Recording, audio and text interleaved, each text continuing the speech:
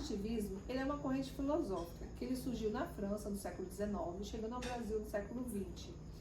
E seus principais idealizadores foram Augusto Comte e John Stuart Mill. Então, as normas positivistas, elas são feitas pelo poder político do Estado, as quais são aplicadas pelo Estado em suas autoridades efetivamente competentes. A corrente positivista, ela acredita que só existe o direito se a justiça exercer as normas do Estado emanadas pelo poder coesivo, que são as normas escritas do homem em intermédio do Estado. Duas correntes importantes. A primeira é o positivismo jurídico, inclusivo ou moderado, que eles acreditam em critérios de juridicidade de cunho moral, procuram promover o bem-estar de todos, observando os valores morais da comunidade, a moralidade política, e qual algumas normas jurídicas só é válida quando são submetidas e aprovadas por exames moral conforme o aplicador. Já o positivismo jurídico exclusivo ou radical, RAS, traz um conceito bem crucial e exclusivo de autoridade, o qual sente-se por elas intimidados, que são as normas estabelecidas jurídicas. E dá então um exemplo para entender melhor sobre isso, de Paula nunca realizou um furto. Tem duas razões por Paula não ter realizado o furto. Uma razão é a convicção que ela tem religiosa, e aí ela não vai furtar, porque ela tem uma fé, então ela não furta. E Paula também, outra razão seria que Paula, ela confia nas orientações de um legislador por se sentir intimamente ameaçada pelas sanções. E aí se dá as principais características do justpositivismo, que é as leis impostas, as leis como produto da ação empírico-cultural, o pressuposto, que é o próprio ordenamento positivismo, e a existência de leis formais. Outra corrente que nós vamos explicar é o justnaturalismo. O justnaturalismo, ele também é denominado de direito natural. Esse direito natural, ele é universal, imutável e inviolável. Essa corrente acredita que o natural seria uma lei verdadeira porque ela se origina da própria natureza humana. O justnaturalismo também acredita que deveria existir uma lei universal. O que seria essa lei universal? Por qual motivo?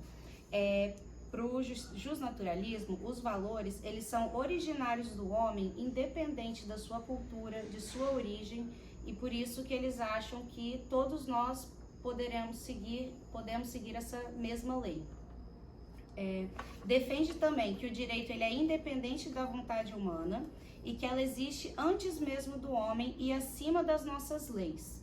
Para o justnaturalista, o direito ele é algo natural e tem como pressupostos os valores do ser humano. Ele está sempre em busca de um ideal de justiça.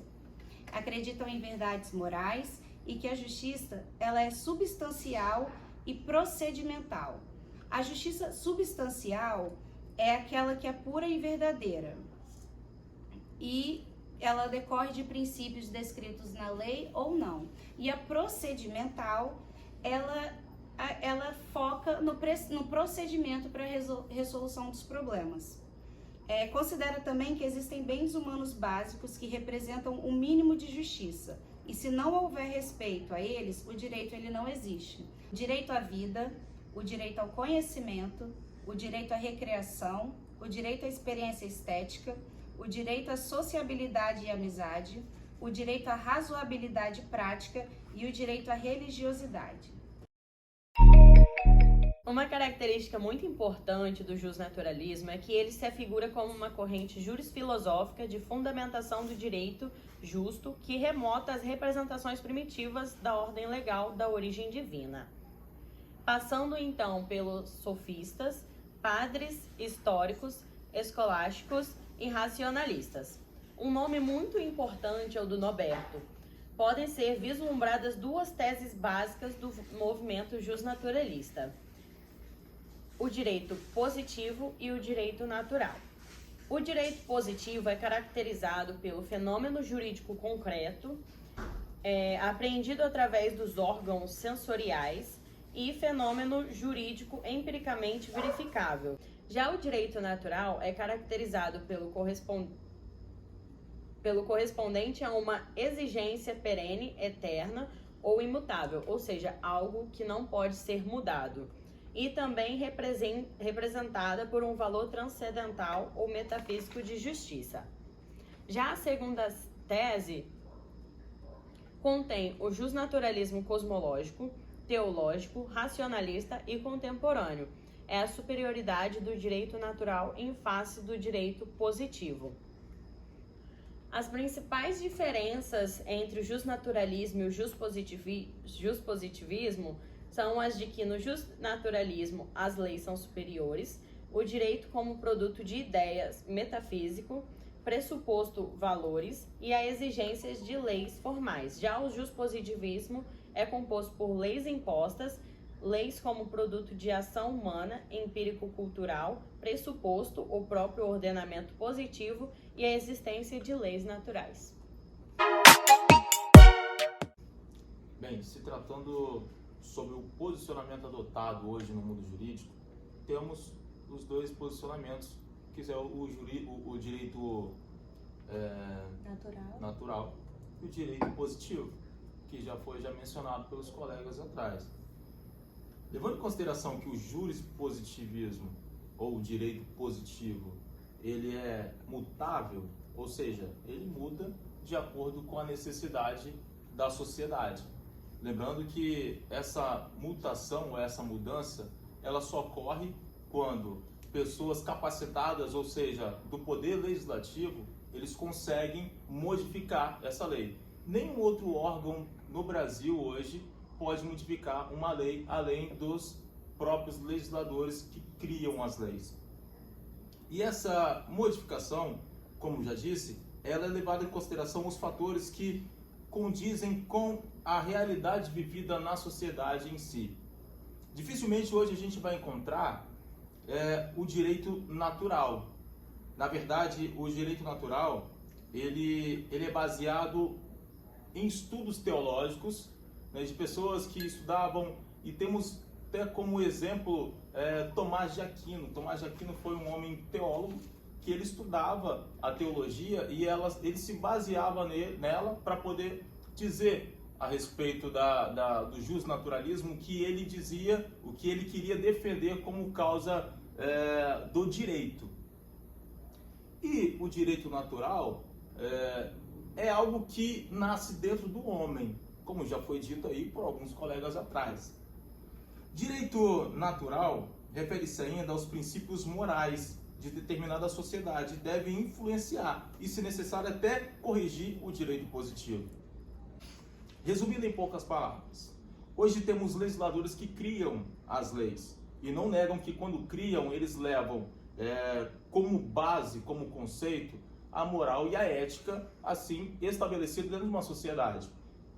Dificilmente, por exemplo, um legislador ele vai criar uma lei se baseando naquilo que a sociedade não tem como ética e nem como moral. Diferente deles, o poder judiciário é aquele que aplica essa lei. E quando eles aplicam a lei, eles deixam de lado a moral, que já foi aplicada anteriormente pelos legisladores, e aplicam, assim, a nova lei estabelecida, a lei escrita, somente. Após a gente comentar um pouco sobre o justpositivismo e o justnaturalismo, a gente vai entrar no tema central da nossa situação problema, que vai ser a eutanásia. A eutanásia ela pode ser definida como a antecipação da morte de um paciente, caso o seu caso clínico, né, seja de bastante sofrimento e sem possibilidade de cura. É um assunto muito delicado, ainda é um tabu em muitas sociedades, mas apesar disso ainda é bem debatida e discutida. Entre as formas dessa prática que existem duas diferenciações, que é a eutanásia ativa e a passiva. A ativa seria quando há assistência ou participação de terceiros com a finalidade de matar mesmo, de forma intencional, o paciente. Já a forma passiva, também é conhecida como ortanásia, ela seria a não realização de procedimentos ou procedimentos e medicamentos. Errei de novo. Peraí. Já a eutanásia passiva, ela também é conhecida como ortanásia e consiste na não realização de procedimentos que mantêm a vida do paciente. Podem ser medicamentos ou máquinas de suporte de vida. A eutanásia ela é muito confundida com o suicídio assistido. O que seria o suicídio assistido? Ele seria basicamente o próprio paciente com a ajuda de terceiros, tá? O paciente, de forma intencional, ele vai pôr fim à sua própria vida, ingerindo ou se auto-administrando medicações letais. Eu acho bacana também falar sobre a distanásia, que ela é considerada como uma má prática médica, tá? O que seria a distanásia? Ela seria justamente o oposto da ortanásia. A distanásia, ela configura em prolongar a vida do paciente, seja com medicações ou procedimentos. Esses procedimentos, eles não dão cura à doença do paciente e eles também não acabam com o sofrimento do paciente. Eles só prolongam a vida do paciente sem se preocupar necessariamente com a qualidade de vida que aquela pessoa está vivendo. Ela é considerada como uma má prática médica porque ela promove uma morte lenta e dolorosa para o paciente. Esse termo também é conhecido como obstinação terapêutica e, apesar de ser recomendado pela Ordem Internacional de Medicina, essa prática é muito usada aqui no Brasil. Então, agora com outros países, além do Brasil, tem alguns países que eles é permitido essa prática da eutanásia, como Suíça, Holanda e a Bélgica. Essa prática é totalmente legal, pois considera um direito do paciente com doenças incuráveis, que sofrem com muita dor ou com muitos gastos, eles têm o direito de querer que interrompam a vida deles. Então, diante desses fatos, a gente vai presenciar agora uma situação problema, que o nosso amigo Pedro vai compartilhar melhor essa história. Agora a gente vai comentar sobre um caso real que aconteceu na Holanda, com a holandesa Aurélia, que bebeu um medicamento letal fornecido por um médico, a eutanásia. O caso dela é um caso muito especial, porque ela não tinha uma doença terminal, e sim uma doença psiquiátrica. Na sua entrevista para o médico, sua primeira entrevista, ela citou a seguinte frase: "Eu tenho 29 anos e escolhi ser voluntariamente submetida à eutanásia. Escolhi isso porque tenho muitos problemas de saúde mental. Sofro de maneira insuportável e sem esperança. Cada suspiro que eu dou é uma tortura. Eu estou preso no meu próprio corpo, na minha própria cabeça, e só quero ser livre", disse ela. "Eu nunca fui feliz. Não conheço o conceito de felicidade." Como o Álvaro citou, a eutanásia é legal na maioria dos países, mas na Holanda é permitida. Se o médico consultar que o paciente é insuportavelmente sem expectativa de melhora. Se não houver alternativa razoável ou se o paciente não apresentar melhora durante um tempo, ela pode ser permitida. Os médicos da Aurélia, portanto, não queriam endossar os pedidos da eutanásia, ou seja, eles reprovaram o seu pedido. Ela buscou então a clínica Fim da Vida, especializada nessa situação de eutanásia. É um local, foi uma espécie de último recurso para as pessoas que querem esse tipo de procedimento. A clínica supervisionou 65 das 83 pessoas aprovadas por razões psiquiátricas na Holanda no ano de 2017. Uma média muito alta. Já cortou. Voltou agora. Continuando a história. Você parou aqui. Não, Cortou. Desculpa. Voltou. Uma rede de TV holandesa acompanhou seu caso do início ao fim. Passou até as duas últimas semanas gravando a Aurélia, quando se aproximava da data da sua morte, marcada pela data de 2 horas da tarde, na sexta-feira, 26 de janeiro de 2018.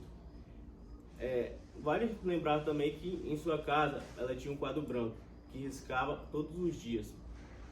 o dia que faltava até a data da sua morte. A jovem passou suas últimas semanas com seus entes queridos, fazendo artesanato e andando de bicicleta.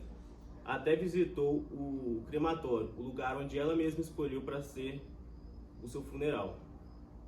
A Aurélia, no fim, argumentou que estava habilitada para escolher tal decisão. Mas um desejo de morte não poderia ter sido um sintoma da sua própria doença psiquiátrica? Fica essa dúvida com vocês.